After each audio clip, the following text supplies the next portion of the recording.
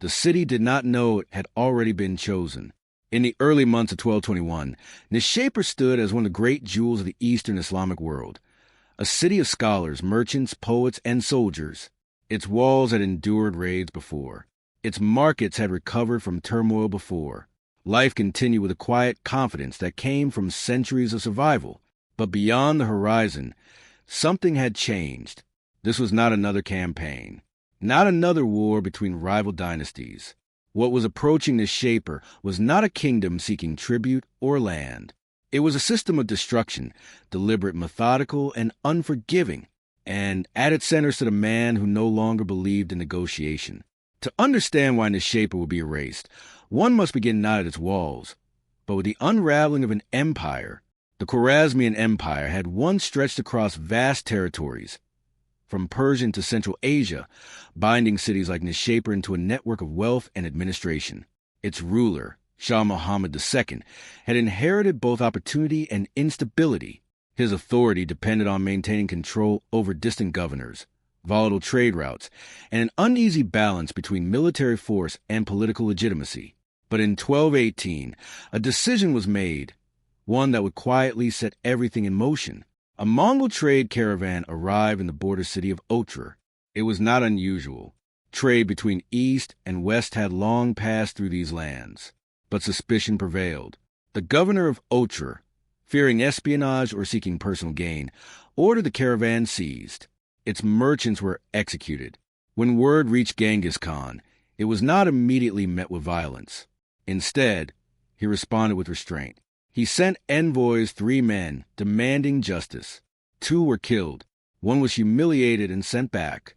At that moment, diplomacy ended. The Mongol response was not emotional.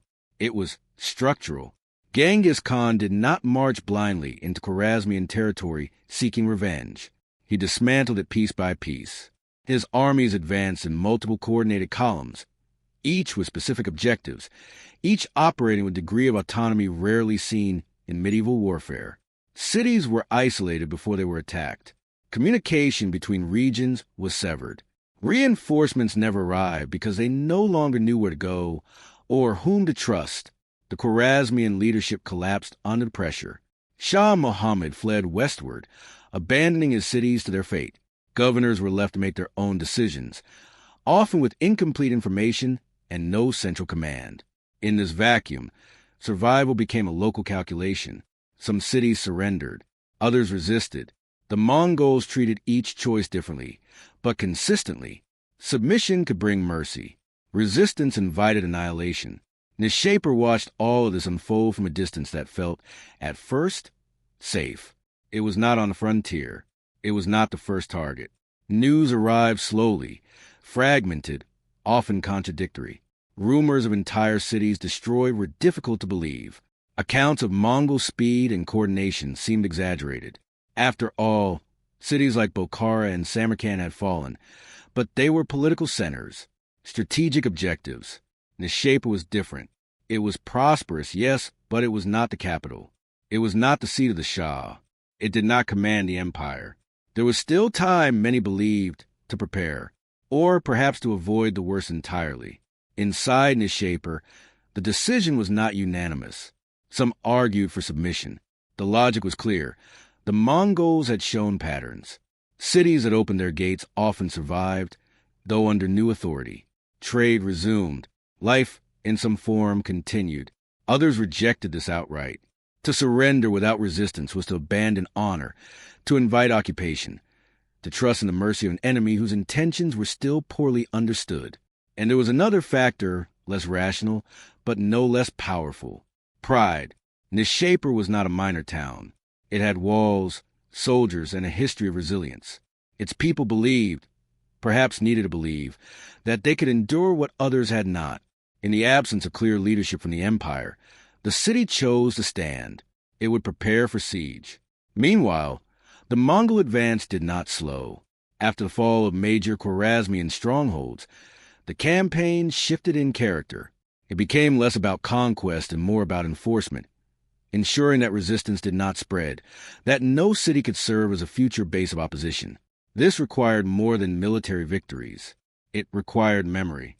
Cities that resisted needed to become examples, not for immediate strategic gain, but for psychological dominance.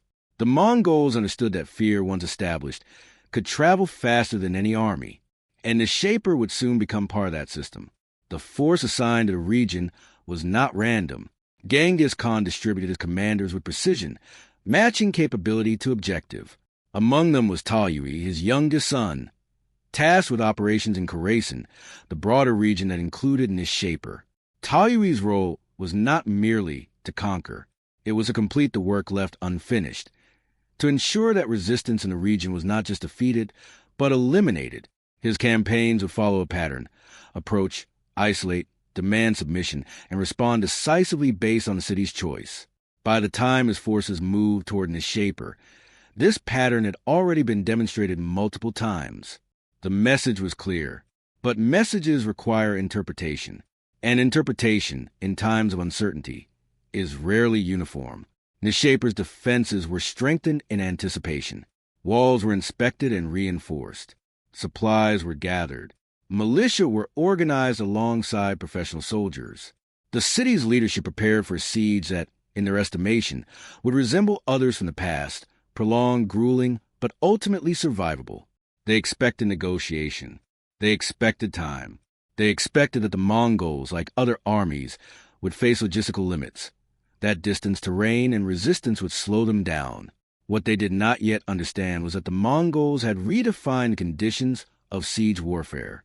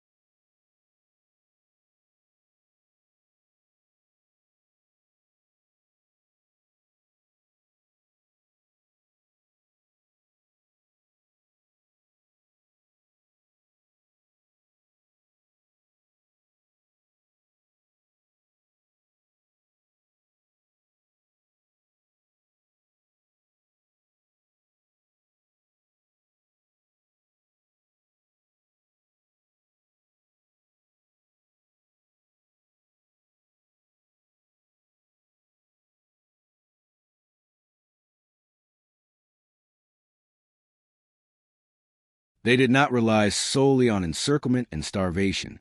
They brought engineers, siege equipment, intelligence networks, psychological tactics designed not just to break walls, but to break certainty. The battle for Nishapur would not begin at the walls. It had already begun in the minds of its defenders. As Mongol units moved closer, smaller settlements around Nishapur began to disappear. Refugees arrived with stories, some coherent, others fragmented, villages burned, populations scattered, resistance crushed with speed that seemed unnatural. These accounts did not produce clarity. They produced tension. Within the city, debates intensified. Was it too late to surrender? Would surrender even be accepted now? Had the opportunity already passed? No clear answer emerged, and in the absence of certainty, the original decision to resist remained in place. Talyui's army approached with calculated patience. There was no immediate assault, no reckless charge against the walls.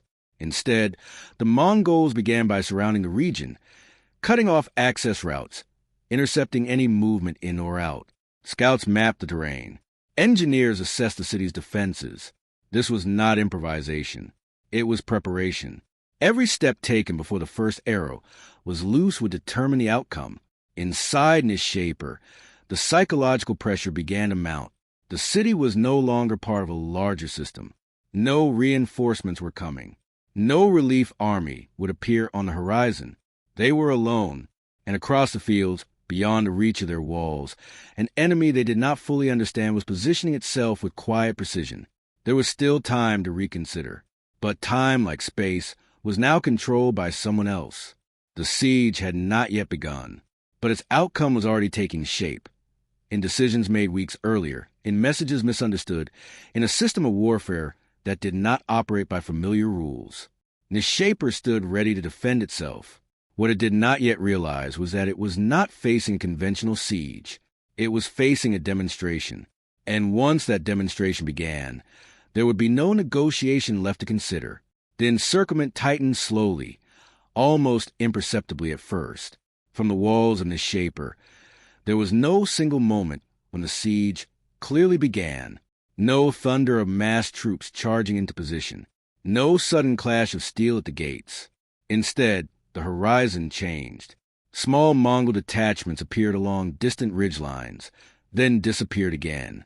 Riders moved in deliberate patterns, never lingering, never exposing the full strength of the force behind them. Supply routes that had once carried grain and livestock into the city began to fall silent. The roads were still there, but they no longer belonged to Nishapur. Talyui did not rush. He understood that time, properly used, could become a weapon as effective as any blade. His army did not need to overwhelm the city immediately. It needed to isolate it, physically, psychologically, and structurally. Scouting units rode in wide arcs around Nishapur, mapping every approach, every water source, every potential point of escape. Nothing was left to assumption. The Mongols did not rely on static positions. They built a moving perimeter, one that could shift and adapt while maintaining control. Inside that perimeter, nothing moved without being seen, and nothing unseen was allowed to remain. The composition of Talyui's force reflected years of refinement in Mongol warfare. At its core were highly mobile cavalry units, disciplined, coordinated, and trained to operate independently while maintaining cohesion across vast distances. Each rider carried multiple horses, allowing for sustained movement without exhaustion. Communication between units was constant, maintained through signals, messengers, and an ingrained understanding of command intent. But this was not a campaign fought solely on horseback. Behind the cavalry came specialists, engineers, siege operators, and craftsmen drawn from earlier conquests. Many were Chinese or Central Asian, integrated into the Mongol system not as captives, but as essential components of its effectiveness. They brought with them knowledge that transformed siege warfare. Mangonels, traction trebuchets, and other projectile devices could now be constructed rapidly, even in hostile terrain. Techniques for undermining walls, constructing ramps, and coordinating sustained bombardment were no longer rare skills. They were standardized practices. Nishapur's defenders were not facing an army that would simply surround them and wait. They were facing one that could reshape the battlefield itself. Inside the city, preparation gave way to tension. The initial confidence, built on assumptions of time and endurance, began to erode as the nature of the Mongol approach became clearer. This was not a disorganized host. It was controlled, measured, and patient. The defenders adapted as best they could. Archers were positioned along the walls, watching for movement. Patrols monitored the gates. Supplies were rationed more carefully, though not yet severely. The city still held reserves, and there was an expectation, perhaps more hope than certainty, that the siege would stretch on for several days. The Mongols continued their preparations without initiating full engagement. Siege engines were assembled at a distance, out of range of the city's archers. Timber was gathered from surrounding areas. Earthworks began to appear, low mounds and protective barriers designed to shield advancing units from defensive fire. Each action was deliberate. Each movement signaled intent. Inside Nishapur, the rejection of surrender began to settle into reality. There would be no negotiated outcome. The city would be tested. Completely, the first phase of the assault began with probing attacks. Mongol cavalry advanced toward the walls in loose formations, never fully committing. Arrows were exchanged.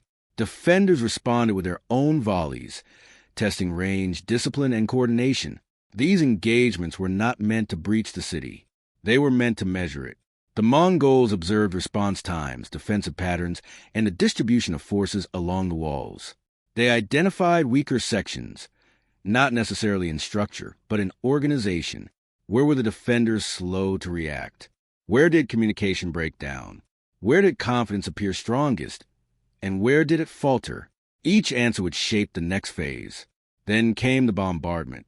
Siege engines, once assembled, were brought forward under cover of night and positioned with careful spacing. At dawn, the first projectiles were launched. The impact was immediate. not in structural damage, but in psychological effect. Large stones struck the walls with a force that reverberated through the city. Buildings near the perimeter shuddered. Dust filled the air. The sound alone, repetitive, inescapable, began to wear down the defender's sense of stability. This was not a single moment of violence. It was continuous. Day after day, the bombardment persisted. Repairs were made where possible.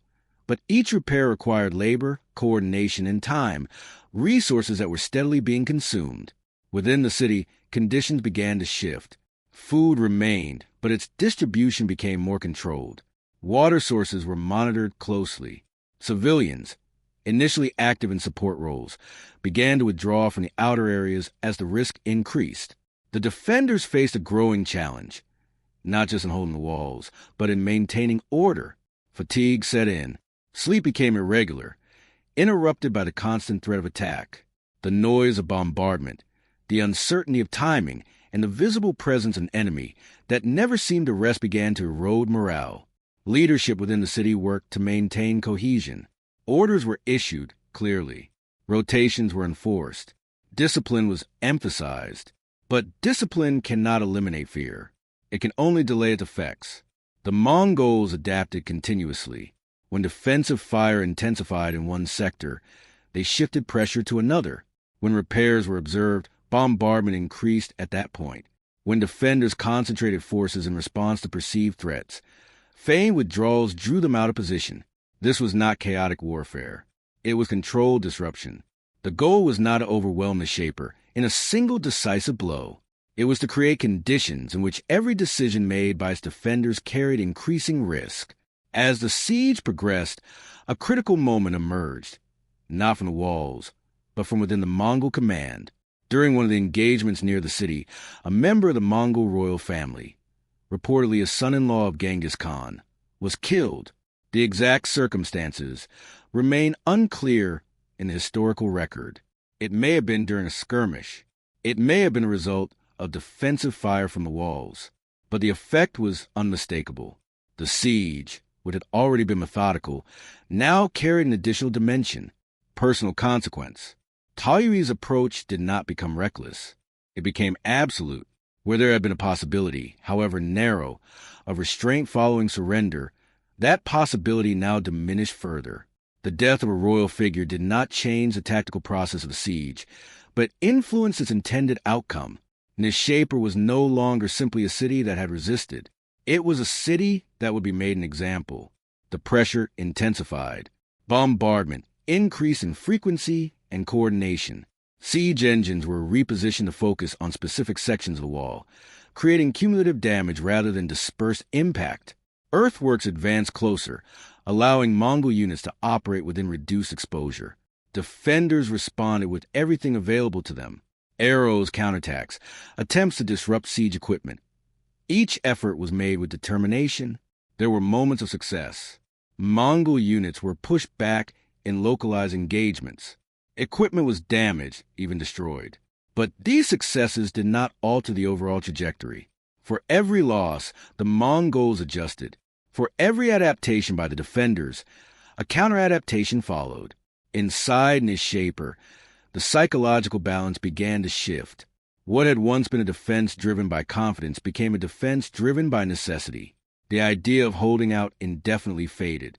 The question was no longer whether the city could endure, but how long it could delay what now seemed increasingly inevitable. And yet, there was no clear alternative. The gates remained closed. The walls were still held. The siege continued. The final phase had not yet begun, but its conditions were already in place. The defenders were exhausted, their resources strained, their certainty diminished. The attackers had mapped the city's weaknesses, established their positions, and prepared for escalation. What remained was the moment when pressure would transition into collapse. And when that moment arrived, it would not be gradual. It would be decisive. The final phase did not begin with a single signal. It emerged from accumulation. Days of bombardment had not brought the walls down entirely, but they had altered them. Stone had shifted. Mortar had fractured. Sections that once absorbed impact now transmitted it inward, weakening from within. The defenders could see the damage. More importantly, So could the attackers.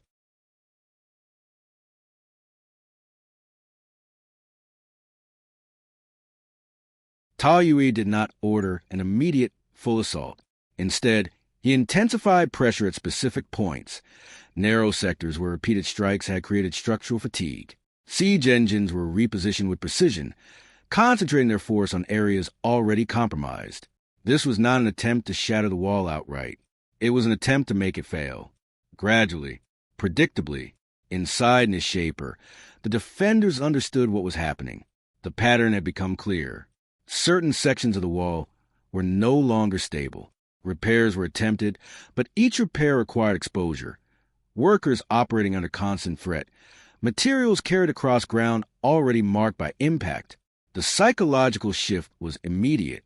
Defenders who had held firm on the walls now found themselves fighting in unfamiliar conditions. Confined spaces, uncertain terrain, the constant possibility of being outflanked. The sense of control, already weakened, began to collapse. Some units fought with determination, attempting to reclaim lost ground or establish new defensive lines. Others withdrew, seeking to regroup. Civilians, caught within the expanding zones of conflict, moved unpredictably, adding to confusion. The city was no longer a unified defense. It was a series of disconnected struggles. Taoyuan's strategy remained consistent. There was no pause, no opportunity given for the defenders to stabilize. Pressure was maintained across all points of engagement, ensuring that no single area could recover without another deteriorating. This was not chaos imposed from outside. It was controlled disintegration. At some point during the fighting, the possibility of organized resistance ended, not in a single moment, but in a gradual recognition among commanders, among soldiers, that the structure they relied on no longer existed. There were still fighters. There were still weapons. But there was no longer a system connecting them. What followed was not a battle in the conventional sense. It was a process, systematic, deliberate, and final. The Mongol approach to cities that resisted was not limited to military defeat. It extended beyond the battlefield, into the population itself. In Nishapur, that process unfolded with methodical precision. Groups were separated. Areas were cleared. Resistance, where it remained, was eliminated without delay. There was no negotiation at this stage. No reconsideration of terms. The earlier decision to resist, to reject surrender, had already determined the outcome. Historical accounts of what happened next vary in detail, but they converge on a single point. Nishapur was not simply conquered. It was erased. The scale of destruction was not incidental. It was intentional, shaped by both policy and circumstance, including the earlier death of a Mongol royal. The city's population suffered accordingly. Numbers recorded in later sources are often debated, sometimes exaggerated. But the pattern is consistent with other instances of Mongol retribution during this campaign. Widespread killing, followed by the systematic removal of what remained. Structures were destroyed. Infrastructure dismantled. The city, as a functioning entity, ceased to exist. From a tactical perspective, the outcome at Nishapur illustrates a sequence that had been refined throughout the Mongol campaign. Isolation, pressure, adaptation, concentration, fragmentation, collapse. Each stage built upon the previous one, leaving little room for recovery once the process had advanced beyond a certain point. The defenders did not fail due to lack of effort. They failed because the system they were part had already failed them, politically, strategically, and structurally. By the time the Mongols reached Nishapur, the larger framework that might have supported its defense was gone. What remained was a city facing a system designed to exploit precisely that condition. The significance of Nishapur extends beyond its destruction. It became part of a broader pattern, one that reshaped how cities across the region responded to Mongol advance. News of what had happened did not remain contained. It traveled, through survivors, through traders, through observation, and with it traveled a message more powerful than any written decree. Resistance carried a cost that was no longer abstract. It was visible, immediate, final. In subsequent encounters, more cities chose surrender, not because they trusted the Mongols, but because they understood the alternative. The strategy that had been applied at Nishapur achieved its intended effect, not only in eliminating a single point of resistance, but in influencing decisions far beyond its walls. Fear, once established, became a form of control, and control reduced the need for repeated destruction. Yet, for Nishapur itself, there was no recovery in the immediate aftermath. The city that had once stood as a center of culture and commerce was reduced to absence.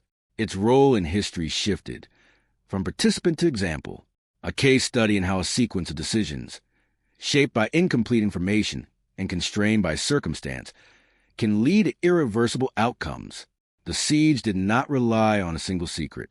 There was no hidden maneuver, no unexpected tactic that alone determined the result. The strategy that erased Nishapur was something more complex and more difficult to counter. It was the integration of speed, intelligence, engineering, and psychological pressure into a single system. A system that did not depend on overwhelming force at any one moment, but on the cumulative effect of many controlled actions. In the end, Nishapur was not destroyed in a day. It was undone over time, through choices, through pressure, through the steady removal of alternatives. By the moment the walls were breached, the outcome had already been shaped. The final collapse was only the visible conclusion of a process that had begun long before the first stone struck the city. And in that sense, the fall of Nishapur was not an isolated tragedy. It was a demonstration, one that would echo across the region, altering decisions, accelerating conquests, and redefining what it meant to face an army that did not simply fight battles, but engineered outcomes.